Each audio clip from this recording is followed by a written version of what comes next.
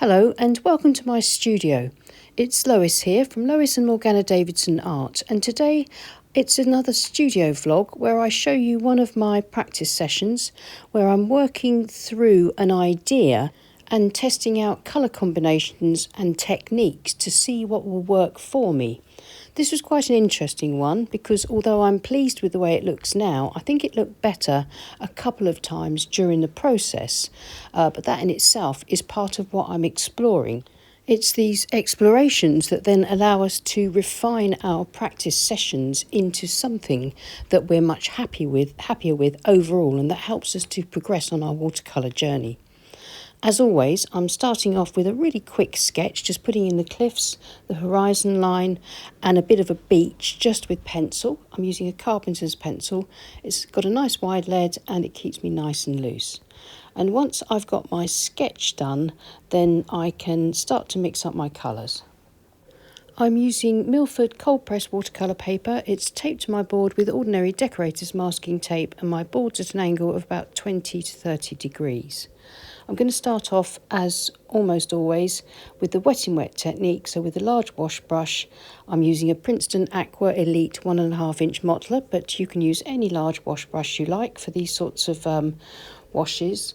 And I'm wetting the sky all over and the rocks. In fact, I'm going to wet the whole thing all over because I want the same colour in the water as I have in the sky. Now this mixture here, this sort of greyish, bluish, mauvish colour, has been mixed from ultramarine, cobalt blue, bit of cerulean and some burnt sienna, and probably desaturated with some Payne's grey. I'm never quite sure. I just dip into anything when I'm painting, and that's, I think, the trick is when you're experimenting, don't be too bogged down as to which colours to use. Just begin to learn to sort of use your instincts, use colours that you like. And if you're not sure about colour mixing, then it's a good idea to do some colour mixing practice, maybe sort of swatching out different colours that you can mix from various others until you feel more confident with your colour mixing skills. So in effect, I'm building up a wet in wet wash, a graduated wash across the whole scene, darker across the top, the middle and the bottom, but with some variation. A clean damp brush will lift out a pale horizon line. I've just got a feeling that that is going to help with this scene. It will soften back a bit more because everything is still wet. And I can just continue to work into the wash, making small adjustments here and there. Moving the paint around, but also lifting a little bit of it out with a clean damp brush here and there. Now this is a mixture of sepia, raw umber and some Payne's grey, fairly dry mixture. In other words, I've dipped into the paint and then dabbed my brush onto a paper towel to remove excess water. And I'm now beginning to build up, using variations of those colours, build up the shadows on my cliff faces and some of my rocks using a 3/4 inch flat brush.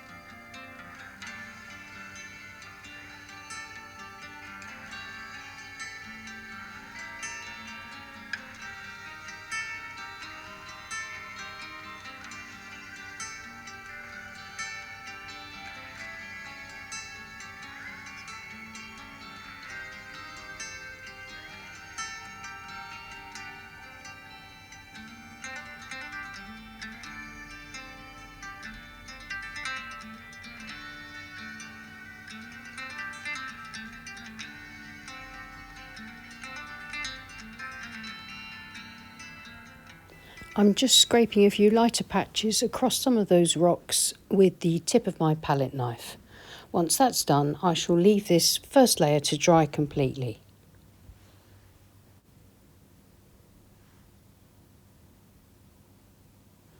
So here's the dry painting, and it's all softened and diffused really nicely. I'm now going to try and bring in a bit of crisper detail to the scene, starting off with some sap green desaturated with a little bit of my grey colour.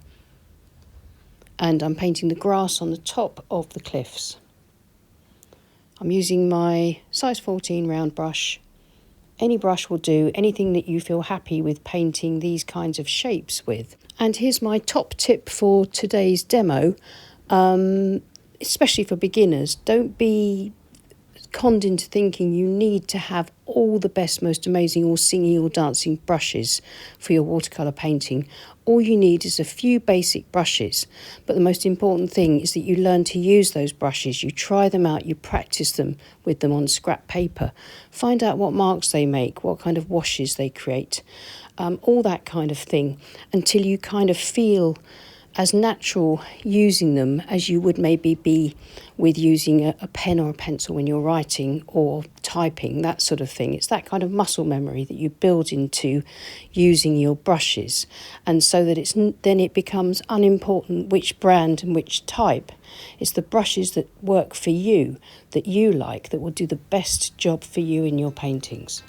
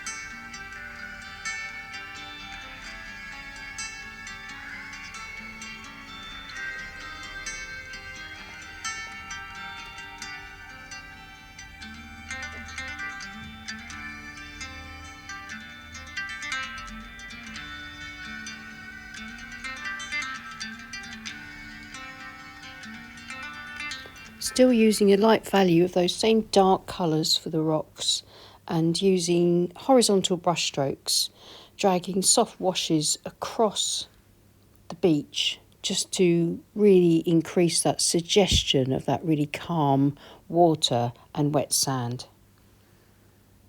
Now this is exactly where I wish that I'd left it with hindsight, but of course I sort of carry on because I'm trying to push these ideas a bit further, and I don't mind. And that's one of the reasons why it's good to sometimes film yourself painting, because if you overwork it, then you can watch yourself painting on video and see where it is that you really feel that you should have stopped, and then you can begin to learn to spot those signs as you paint.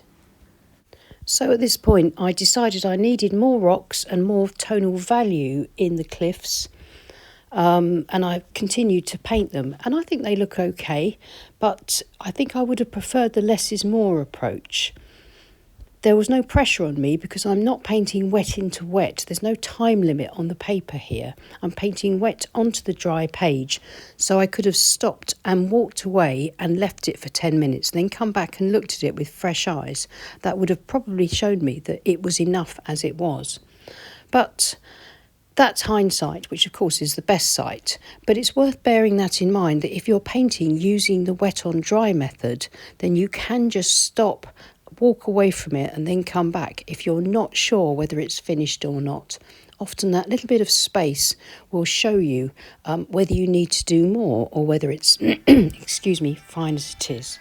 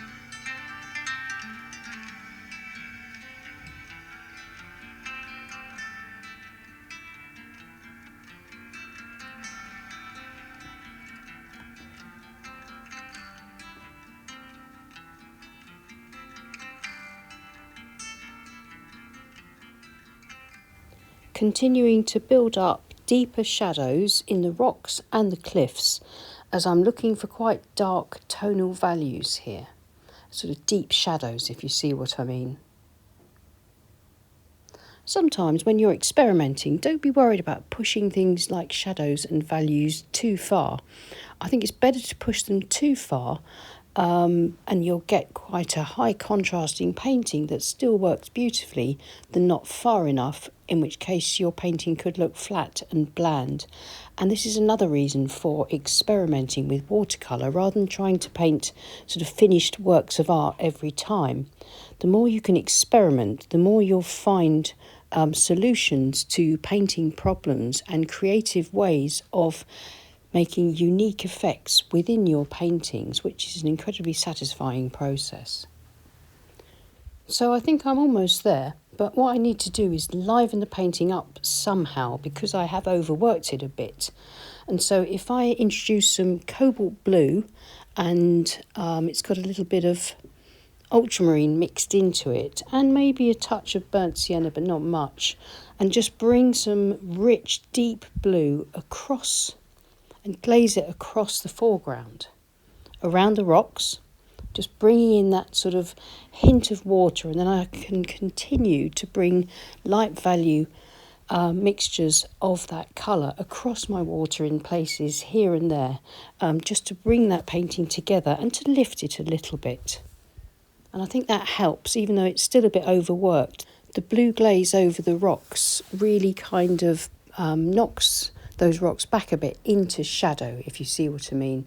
So bringing a little bit of light value blue across the horizon line as well. And I think this is another point where I could have quite easily stopped, but I didn't, because I felt that now I'd brought that blue shadow colour across the beach, that I needed to bring some of that shadow colour across my cliffs as well, to knock them back into twilight. And you could argue that it was a good decision, or that I should have left them alone. Either is right. It just depends on personal preference. So you can see I've put that shadow colour across the cliffs, but now because that's kind of removed any sort of detail, I'm now bringing some back by carving into that damp paint with my palette knife to get back some rock textures. Now I really like that, but I'm not sure whether that is the best approach. I think I probably preferred the cliffs as they were before, but that's a good thing to know, because it will help me when I come to similar decision-making points in similar paintings. I can remember this and make my decision based on the experience that I've had in this practice painting. So I'm going to remove the tape and have a look at it, and also show you what it looks like in natural light rather than in the bleached out lights in my studio. Removing the tape always helps us to see the painting with fresh eyes, so never dismiss a painting until you've removed the tape and had a little look at it. And here it is, a little bit overworked to be sure, but really interesting, unusual colourways for me, and I really like the way these sorts of colours have worked out. I like the rock textures, the graduated wash, and I found it a very valuable painting session. I've learnt a lot from it. I hope that was helpful.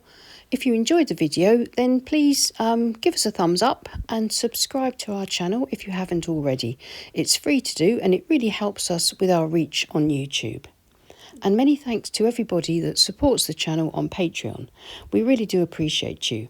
And if you'd like to support the channel, then please follow the links below. I'll see you again soon. Take care and happy painting. Bye.